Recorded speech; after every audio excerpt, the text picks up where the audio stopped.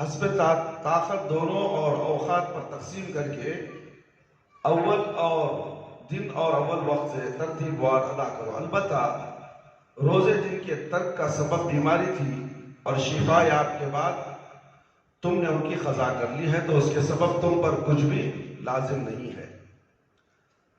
رسائل و فتاوی شیخ محمد بن ابراہیم۔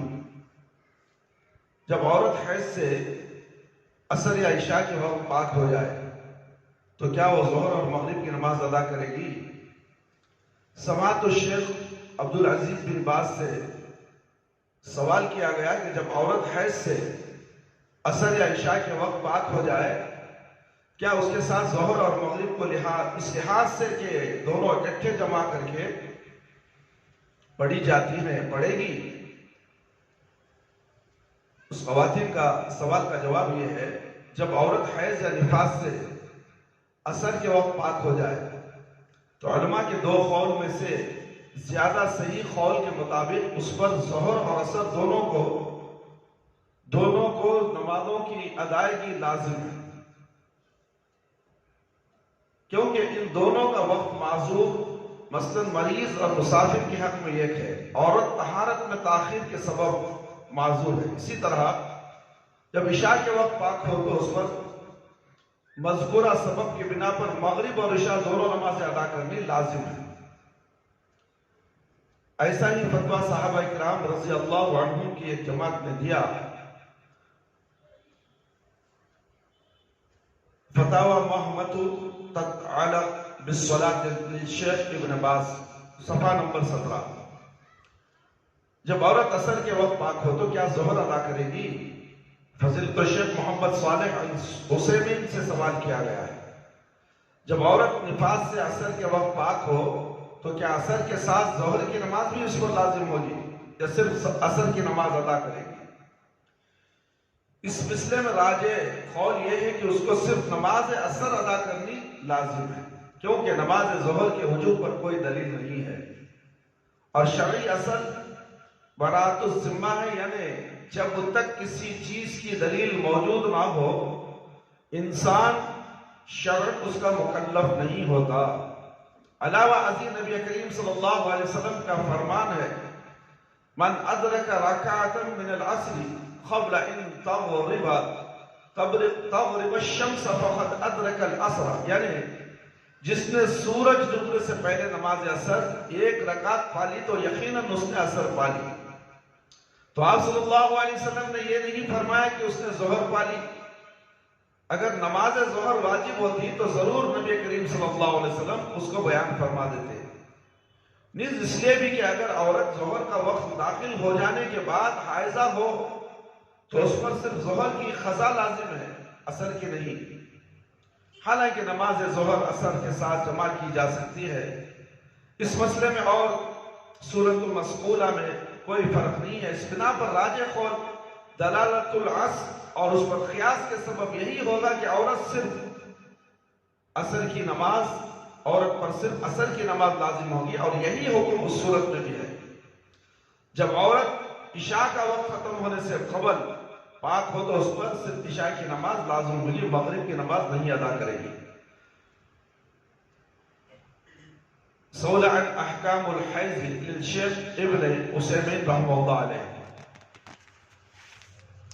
جب عورت نماز کا وقت داخل ہونے کے تھوڑی ہی دیر کے بعد حائضہ ہو گئی تو کیا پاکی حاصل کرنے پر اس کی قضا لازم ہوگی؟ فضیلت الشیخ ابن عثیمین سے سوال کیا گیا ہے عورت اگر ایک بجے ظہر میں حائضہ ہو جائے اور اس وقت تک اس نے نماز ظہر ادا نہ کی ہو تو کیا اس نماز کی قضا طہارت حاصل ہونے کے بعد اس کے ذمہ واجب ہے؟ یعنی کہ حائضہ ہو گئی نماز کے قریب میں تو پھر پاک صاف ہونے کے بعد کیا وہ جو نماز تھی جو ظہر کی قریب حائضہ ہوئی تھی کیا وہ پاک ہونے کے بعد اس کو نماز کو ادا کرے گی، قضا کرے گی؟ اس مسئلے میں علماء کے مابین اختلاف ہے۔ بعض علماء نے کہا کہ اس پر نماز ظہر کی قضا لازم نہ ہوگی کیونکہ اس نے کوتاہی نہ کی اور اسی وجہ سے وہ گنہگار بھی نہیں ہوئی، چونکہ اس کے لیے نماز کی ادائیگی میں تاخیر کرنا نماز کے آخر وقت تک جائز ہے، اور بعض علماء نے کہا کہ اس پر اس نماز ظہر کی قضا لازم ہوگی۔ نبی کریم صلی اللہ علیہ وسلم کے عمومی فرمان کے سبب من ادرک رکعتا من صلاتی فقد ادرک الصلاۃ، یعنی جس نے ایک رکعت نماز پالی اس نے بالیقین نماز پالی، احتیاط اسی میں ہے کہ عورت اس کی قضا کر لے، کیونکہ ایک ہی وقت کی نماز ہے جس کی قضا میں کوئی مشقت نہیں، کوئی تکلیف نہیں ہوگی۔ جب عورت نماز کا وقت ختم ہونے سے پہلے پاک ہو تو کیا نماز ادا کرے گی؟ فضیلت الشیخ ابن عثیمین رحمہ اللہ سے سوال کیا گیا، جب عورت وقت نماز داخل ہونے کے بعد حائضہ ہو جائے تو اس کا کیا حکم ہے، اور کیا پاک ہونے کے بعد اس کے ذمے اس نماز کی قضا واجب ہے؟ اور اسی طرح جب نماز کا وقت ختم ہو جائے، ختم ہونے سے پہلے پاک ہو تو کیا حکم ہے؟ خواتین اسلام کا یہ سوال بھی عثیمین رحمہ اللہ علیہ اس کا جواب دے رہے ہیں، جب نماز کا وقت داخل ہونے کے بعد عورت کو حیض آ جائے اور اس نے حیض آنے سے پہلے نماز نہ پڑھی ہو تو اس پر واجب ہے کہ اس نماز کی جس کے وقت میں حیض آیا طہارت کے بعد قضا کرے، کیونکہ نبی کریم صلی اللہ علیہ وسلم کا ارشاد گرامی ہے، من ادرک رکعتا من الصلاۃ فقد ادرک الصلاۃ، جس نے نماز سے ایک رکعت پالی بلا شبہ اس نے نماز پالی۔ لہذا جب اس نے وقت نماز سے ایک رکعت ادا کرنے کی مقدار پالی، پھر نماز کی ادائیگی سے قبل حائضہ ہو گئی، تو جب وہ پاک ہوگی اس پر اس کی قضا لازم ہوگی، یعنی آخری وقت میں، ابھی نماز کو کھڑی نہیں ہے، نماز کھڑنے والی ہے، 2 رکعت ہو گئے، 3 رکعت کا وقت بھی گزر گیا، آخری رکعت کا وقت ہے، جب حائضہ ہو گئی تو اس کے لیے اس وقت کی نماز قضا کرنی پڑے گی، جب پاک ہوگی اس کو بھی قضا کرنا پڑے گا۔ دوسری بات، جب وقت نماز ختم ہونے سے پہلے عورت پاک ہو جائے تو اس پر واجب ہے کہ اس نماز کو ادا کرے، لہٰذا اگر سورج نکلنے سے ایک رکعت نماز ادا کرنے کی مقدار پالے، پاک ہو جائے تو نماز اثر واجب ہوگی، اگر آدھی رات گزرنے سے ایک رکعت ادا کرنے کی مقدار پہلے پاک ہو جائے تو اس پر اس نماز عشاء واجب ہو گئی، اور جب فجر کا وقت داخل ہو تو وہ نماز فجر ادا کرے گی۔ اللہ سبحانہ و تعالیٰ نے فرمایا وَإِذِ اسْتَمَعْتُمْ فَأَقِيمُوا الصَّلَاةَ إِنَّ الصَّلَاةَ كَانَتْ عَلَى الْمُؤْمِنِينَ کتاباً موقوتا، بس جب اطمینان حاصل ہو جائے تو نماز قائم کرو۔ وہ یقیناً نماز مومنوں پر مقررہ وقتوں پر فرض ہے۔ دیکھیں مومنوں بس، اب اس میں مرد بھی آ گئے، اب ہمیں دیر سے پڑھتے ہیں، عادت ہماری ہوگی نا، کاروبار میں مصروف، دکانوں میں مصروف، بعد میں پڑھ لیے، یہ نہیں ہے۔ قرآن میں اللہ تعالیٰ بتا دیا مومنوں پر مقررہ وقتوں پر نماز فرض ہے، یقیناً بول رہا ہے اللہ تعالیٰ، یقیناً نماز مومنوں پر مقررہ وقت پر فرض ہے، کتاباً موقوتا، یعنی مقررہ وقت میں ادا کیا جانے والا فریضہ، لہذا انسان کے لیے جائز نہیں ہے کہ نماز کے وقت کو ٹال کر یا وقت نماز شروع ہونے سے قبل اس کو ادا کرے، یا نماز کا وقت ختم ہونے کے بعد پڑھی ہے، یا تو نماز کا وقت آنے سے پہلے پڑھی ہے، یہ دو بھی جائز نہیں، وقت سے پہلے بھی نہیں پڑھ سکتے اور وقت کے بعد بھی نہیں پڑھتے، وقت پر پڑھنے کا حکم دیا گیا ہے۔ میرے بھائی میرے دوست، اس لیے ہمیں چاہیے کہ ہمیں وقت کی قدر کریں، یہ وقت کی نماز جو ہے ہمارے حصے میں، جو نماز آنے والی وہ ہمارے حصے میں آ جائے، کیا معلوم اس کے بعد ہماری موت آ جائے، یہ ہماری آخری نماز ہو جائے، اور جب ہم ٹال کے پڑھنے والے ہیں تو اس کے درمیان ہماری موت آ جائے تو ہم اس دنیا سے بے نمازی ہو کر جانے والے۔ اسی لیے کہا گیا کہ وقت پر نماز پڑھو۔ کاروبار کا بہانہ اس میں نماز میں داخل نہیں ہے، بیماری کا بہانہ نماز میں داخل نہیں ہے، بیمار بھی ہے تو وقت پر نماز پڑھنے کا حکم دیا گیا ہے۔ اور کاروبار تو تم تو ہوش و حواس میں ہو، تمہیں معلوم ہے کہ اذان ہو رہی ہے مسجد کی، اور تم کاروبار میں مصروف ہو، لینے دینے میں مصروف ہو۔ جب تم لینے دینے میں مصروف ہو تو لینا دینا تمہارے لیے حرام ہے اور تم سمجھتے ہو کہ حلال ہے، اللہ نے حرام کر دیا تمہارے مال کو، اس لیے کہ اذان ہو گئی۔ اللہ اکبر۔ کہاں ہے وہ مومن؟ مومن اگر ہے تو سوچے گا، اگر مومن نہیں ہے، ارے بعد میں پڑھ لیں گے، چھوڑ رہے 10 ٹکا ہے، پیسے لے لگا جا چل جاتا ہوں۔ اللہ اکبر۔ کیا بولوں میں؟ پھر اپنے آپ کو لوگ مومن کہتے ہیں، کیسے مومن ہو سکتے ہو بھائی؟ مرو تو مومن ہو کر مرو، پکے سچے مسلمان اور مومن ہونا ضروری ہے۔ ہم تو مسلمان ہے ہی، ہم نے کلمہ پڑھ لیا مسلمان ہو گئے۔ کیا ہم مومن ہیں؟ مومن اللہ سے ڈرنے والا ہوتا ہے، اس کے دل میں تقویٰ ہوتا ہے۔ مومن کے دل میں تقویٰ ہوتا ہے، چاہے عورت ہو یا مرد ہو، دونوں میں تقویٰ لازم ہے۔ اگر جس کے دل میں تقویٰ نہیں ہے وہ مومن نہیں ہے۔ تقویٰ حاصل کرو، تقوی والی زندگی گزارو، پل پل کی خبر نہیں ہے۔ آنکھوں کے سامنے ہم دیکھ رہے ہیں کیسے کیسی بیماری آئی، کیسے کیسے اللہ کے عذاب نازل ہوئے۔ جو ہمیشہ جینے والا فوراً فوت ہو گیا، مر گیا۔ لوگ تعجب سے پوچھنے لگے، ارے انہوں مر گئے؟ ارے انہوں جو کیا جی اتنے اچھے کھٹے تھے، موٹے تھے، تازے تھے، مر گئے بھائی، مر گئے، انہوں بھی مر گئے، انہوں بھی مر گئے۔ جو نہیں مرنے والے مر گئے، جو مرنا چاہتے تھے انہوں نہیں مرے، انہوں زندہ ہے۔ اللہ، یہ نظام اللہ رب العالمین کا ہے، سمجھتے کیوں نہیں تو؟ اور نہ جانے اور بھی عذاب آنے والے ہیں، انتظار کرو۔ یہ تھوڑے سے عذاب سے تمہیں ہوشیار کرنے کے لیے، تمہیں آگاہ کرنے کے لیے، تمہارا بھی اب نمبر آنے والا ہے، تم ہوشیار ہو جاؤ۔ دنیا سے محبت کم رکھو، آخرت سے محبت زیادہ رکھو، اللہ اور اللہ کے رسول صلی اللہ علیہ وسلم سے محبت رکھو۔ 5 وقت پر نماز پڑھ لو، کیا معلوم تمہاری نماز پڑھی جائے گی، جنازے کی نماز تمہارے لوگ پڑھ دیں گے، اور تم بے نمازی رہو گے مگر لوگ تمہاری نماز پڑھیں گے، اور تمہاری نماز جنازے کی نماز بھی قابل قبول نہیں ہوگی۔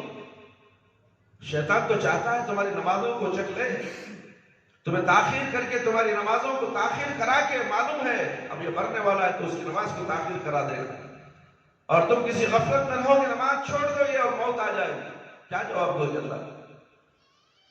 سب سے پہلی منزل خبر کی ہے میرے بھائی، میرے دوست اور خواتین اسلام۔ خبر کی منزل کی فکر کرو، اسی لیے کہا جا رہا ہے کہ وقت پر، اول وقت پر نماز پڑھو، وہ نماز تمہاری قابل قبول ہے، اور وہ نماز پیارے نبی صلی اللہ علیہ وسلم نے تمہیں بتائی ہے۔ صلو کما رأیتمونی اصلی، یہ نماز اللہ کے نبی صلی اللہ علیہ وسلم کی حدیث ہے۔ اللہ کے نبی صلی اللہ علیہ وسلم نے کہا، صلو کما رأیتمونی اصلی، نماز ایسی پڑھو جیسے مجھے پڑھتے ہوئے دیکھا ہے۔ اس میں مرد بھی آ گئے، خواتین اسلام بھی آ گئی۔ مرد کی الگ نماز، خواتین کی الگ نماز تم نے بنا لیے ہیں، تمہارے علماء نے بنائے ہیں، تمہارے مولویوں نے بنائے، تمہارے مفتیوں نے بنائے، مگر اللہ نے نہیں بنائے۔ صحابہ کے دور تھے، کون دیکھے اللہ کے نبی روز نماز پڑھتے ہو؟ صحابہ دیکھے، صحابہ کے سامنے یہ حدیث پڑھ کر سنائے تھے اللہ کے نبی، اور سب نے کہا کہ ہاں بالکل ٹھیک ہے، اسی طرح اللہ کے نبی نماز پڑھتے تھے۔ صحابہ کی گواہی موجود ہے، اور تم کہتے ہو عورتوں کی نماز الگ۔ عورتیں اپنا پیٹ، سینہ، سر زمین کو لگا دیں جب نماز ہوگی، مرد ہے جو سینہ اور پیٹ اوپر کر لے، رانوں سے بھی الگ ہٹا لے، مرد کی نماز ایسی۔ کہاں ہے حدیث ایسی؟ من گھڑت جھوٹے ضعیف حدیثوں کو تم نے حدیث بنا کر لوگوں کے سامنے پیش کر دیا۔ اے خواتین اسلام، اپنی نمازوں کی حفاظت کیجئے، اول وقت نماز پڑھنے کی کوشش کیجئے۔ جو حیض کا مسئلہ ہے وہ میں آپ کے سامنے پیش کر رہا ہوں، انشاءاللہ اسی کے تعلق سے اور بھی مسائل ہیں، کل بعد نماز عشاء آپ کے سامنے پیش کریں گے۔ یہ قصوار سلسلہ چل رہا ہے، 5واں پارٹ ہو چکا، اب 6واں پارٹ آج کا ہے، انشاءاللہ اس کے بعد کل بھی آپ کے سامنے مختصر سی بات، سوال و جواب کی، جو مدلل علماء کرام جو محدثین ہیں ان کے سوال اور جوابات ہیں، میں آپ کے سامنے پیش کر رہا ہوں۔ امید کرتا ہوں کہ آپ بغور سماعت فرمائیں اور اس پر غور و فکر کرتے ہوئے اس پر عمل کرنے کی کوشش کریں۔ اللہ تعالیٰ مجھے بھی اور آپ کو بھی عمل کرنے کی توفیق عطا فرمائے۔ اللہ تعالیٰ ہم سب کو قرآن اور سنت پر مکمل پابندی کے ساتھ عمل کرنے والا بنا دے، 5 وقت نمازی بنا دے، اول وقت میں نماز پڑھنے کی اللہ ہم سب کو توفیق عطا فرمائے۔ ہماری نمازوں میں خشوع اور خضوع عطا فرمائے، ہماری جائز دعاؤں کو قبول فرما لے، شرک سے بچا لے، بدعت سے بچا لے۔ اللہ ہم سب کو صراط مستقیم پر چلا دے۔ اللہ ہم میں سے جو لوگ پریشان حال ہیں ان کی پریشانیوں کو دور فرما، ہم میں سے جو لوگ بیمار ہیں اللہ ان کو شفا کلی شفا عاجلہ عطا فرما۔ اللہ اس کورونا کی بیماری کو جلد سے جلد ساری دنیا سے اس کا خاتمہ فرما۔ اللہ جو لوگ زیر علاج ہیں ہسپتالوں میں کرونا کی بیماری سے ہو یا کسی موذی بیماری سے، اللہ ان تمام کو بھی شفا کلی شفا عاجلہ عطا فرما۔ اللہ اس دنیا کے ساری انسانیت پر رحم فرما، سارے عالم کے مسلمانوں پر رحم فرما۔ اے اللہ ہمارے والدین رشتہ دار ہم میں سے جو بھی اس دنیا سے چلے گئے اللہ وہ قابل رحم ہے تو اللہ ان کی مغفرت فرما دے۔ اے اللہ ان کی خبر کو نور سے بھر دے، کروٹ کروٹ جنت نصیب عطا فرما، جنت کا باب خبر میں بنا دے میرے پروردگار۔ اے اللہ ان کی روح کو اعلیٰ علم میں جگہ عطا فرما۔ اے اللہ تو رحم فرمانے والا ہم سب پہ رحم فرما۔ اے اللہ قبر کے عذاب سے بچا لے، جہنم کی آگ سے بچا لے، قبر کے سوالات بالکل آسان کر دے، قبر کی تاریکی کو روشنی میں بدل دے، میدان حشر میں رسوائی سے بچا لے۔ اللہ ہمیں موت دے تو ایمان کی حالت میں موت دے، جب ہماری روح ہمارے جسم سے نکلے تو اللہ ہماری زبان پر کلمہ لا الہ الا اللہ محمد رسول اللہ جاری رہے۔ ربنا آتنا في الدنيا حسنة وفي الآخرة حسنة وقنا عذاب النار ربنا ظلمنا أنفسنا وإن لم تغفر لنا وترحمنا لنكونن من الخاسرين ربنا هب لنا من أزواجنا وذرياتنا قرة أعين واجعلنا للمتقين إماما ربنا تقبل منا إنك أنت السميع العليم وتب علينا إنك أنت التواب الرحيم سبحان ربك رب العزة عما يصفون وسلام على المرسلين والحمد لله رب العالمين يا حي يا قيوم برحمتك أستغيث